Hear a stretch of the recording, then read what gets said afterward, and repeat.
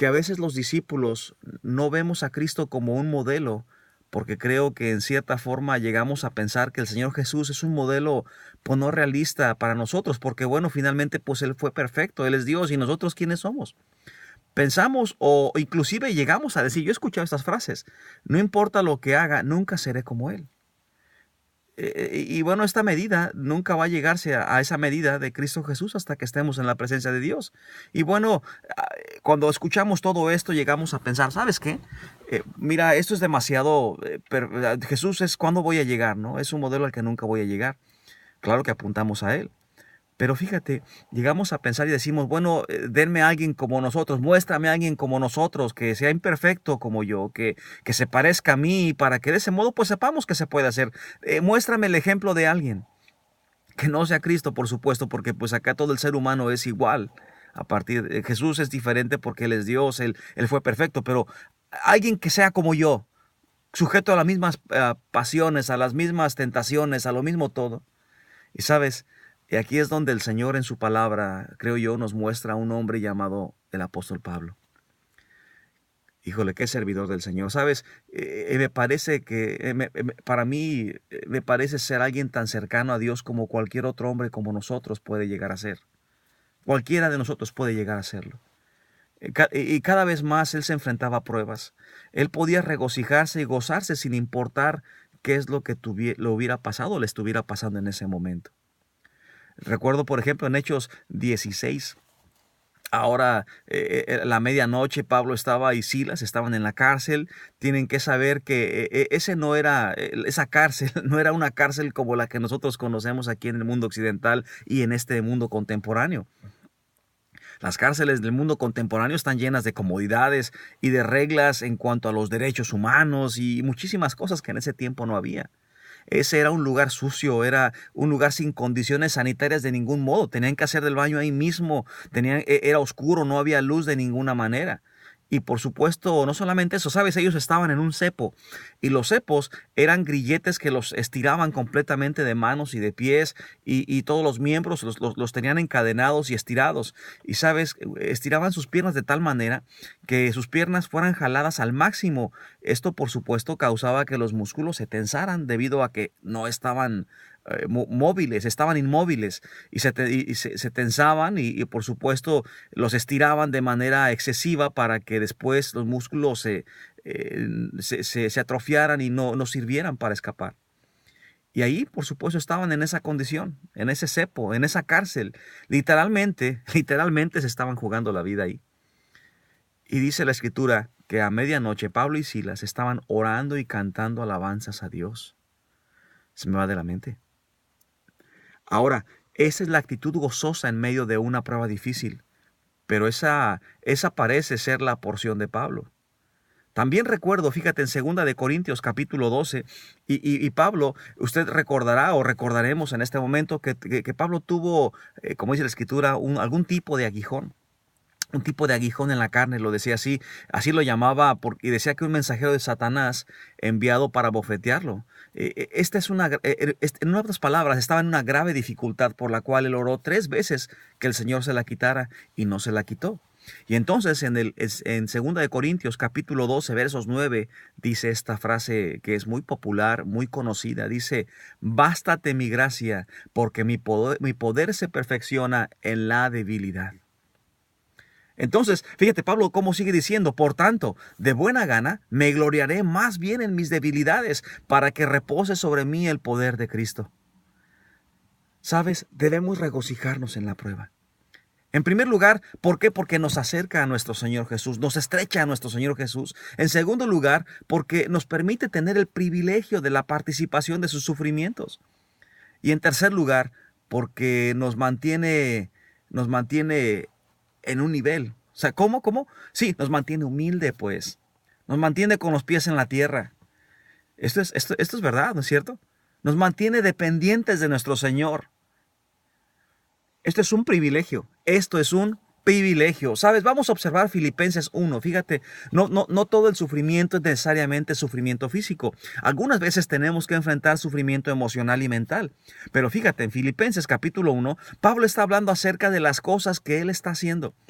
Y claro, es un prisionero cuando escribe esto de lo que estamos hablando, Filipenses, ¿no? Él estaba escribiendo esto en estas condiciones. ¿Cómo le hizo? No tengo idea, pero estaba en ese tipo de circunstancias.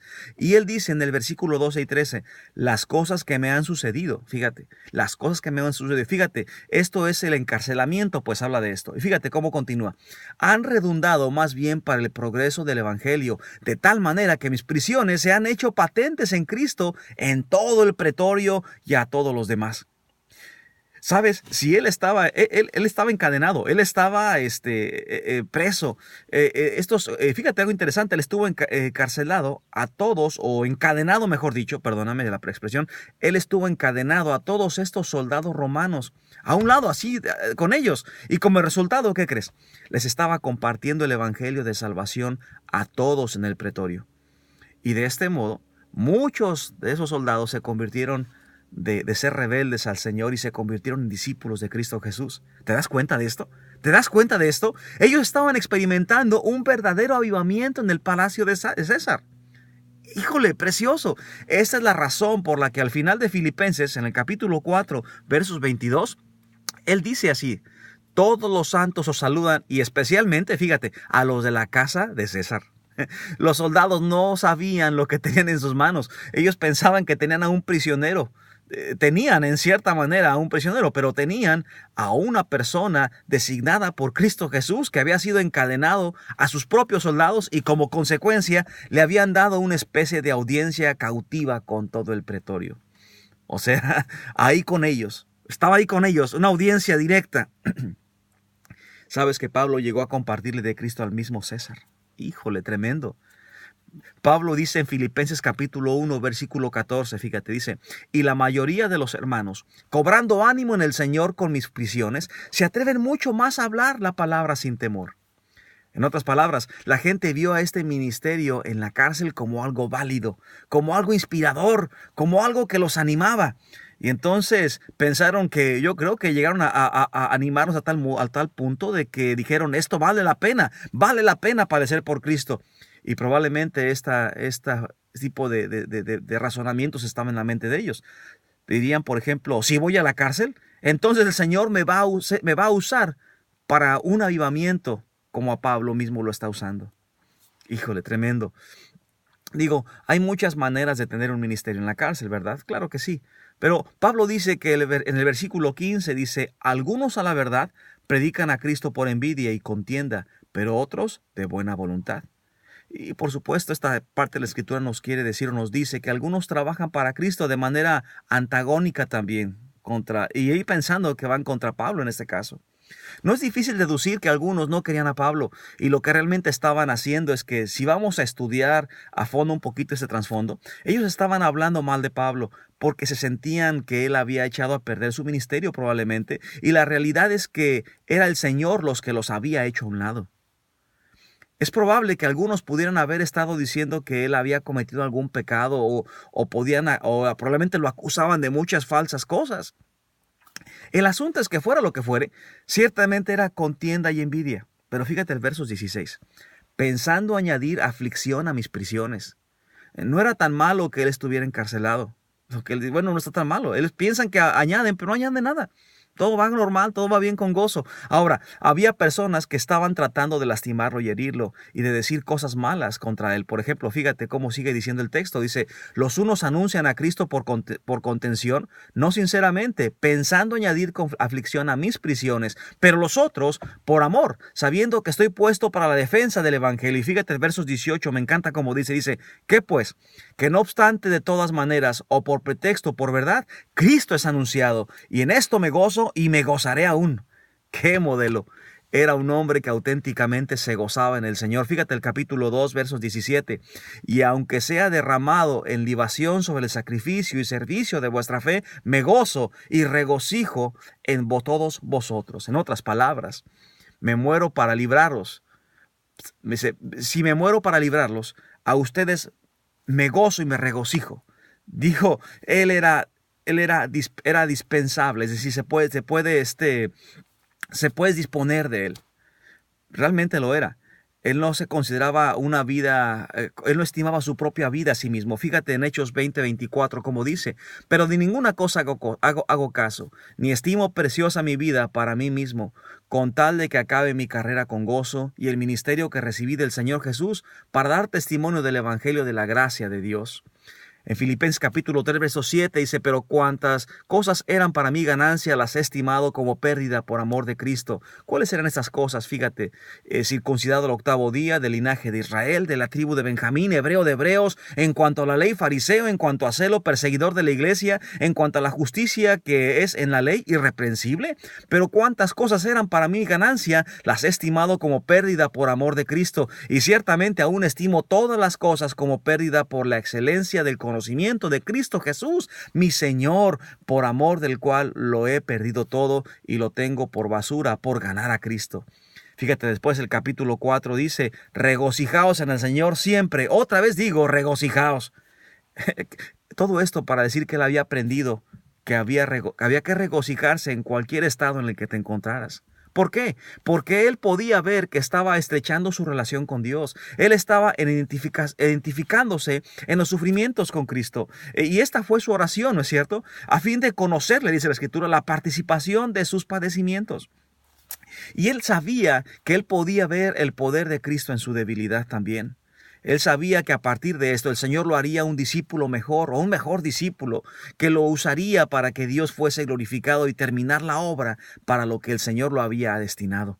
Además de que su fe fue aprobada, fíjate. Así que mira, si pudiera darte una pequeña conclusión de este pequeño sermón, diríamos entonces que cuando enfrentamos las pruebas, es importante enfrentarlas con gozo, porque, bueno, finalmente Dios nos quiere convertir en un discípulo mejor o mejores discípulos. Dios nos quiere usar a través de esto y para que nos identifiquemos con Él en sufrimiento, pero también es importante para que Él sea glorificado. Ese es el punto fundamental. Así que mira, número 1, como conclusión, las pruebas deben enfrentarse con una actitud gozosa. Número 2, las pruebas producen fe probada y aprobada. O sea, una fe porque es probada y que aparte la pruebas. Número 3, Dios usa las pruebas para fortalecernos porque nos empujan a estrechar nuestra relación con Dios. Número 4, las pruebas nos identifican en los sufrimientos de Cristo y esta identificación tan dulce y privilegiada es esta. Esto es interesante. Es una identificación dulce y privilegiada. Y por supuesto, por último, 5, nos afianzan en esperanza por las cosas venideras. Nos ayudan a ver, a poner nuestra visión en lo que Dios va a lograr con nuestra prueba. Precioso, ¿no es cierto? Precioso estudio que acabamos de compartir en esta mañana. Así que no me imagino en qué otra manera pudiéramos enfrentar el sufrimiento en la actualidad. Por eso creo que es tan maravilloso cuando podemos ver el futuro desde este punto de vista. Hermano que me escuchas, amigo que me escuchas también, si en este momento estás pasando pruebas y no le has entregado tu vida a Cristo Jesús, si tú no le has entregado tu vida a Cristo Jesús, invítale a que entre a tu corazón, pídele que sea el Señor y el Salvador de tu vida, para que las pruebas las enfrentes con gozo y tengas esta certeza y esperanza en el futuro. Simplemente inclina tu rostro y dile al Señor Jesús, he pecado, he sido rebelde contra ti, ya no quiero ser rebelde, me arrepiento de ser rebelde, ¿pudieras entrar a mi corazón y convertirte en el Señor y Salvador de mi vida? Por favor, yo ya no puedo hacer esto solo, esto no lo puedo hacer solo, entra a mi vida, dale sentido, dale propósito. Sé tú el nuevo manager, el nuevo director de mi vida. En el nombre de Cristo Jesús te lo pido. Amén. Ahora, si tú ya has invitado a Jesús a que sea tu Señor y Salvador, te invito a que enfrentes tu vida, estas pruebas con gozo. Dios te bendiga. Nos vemos la semana que viene.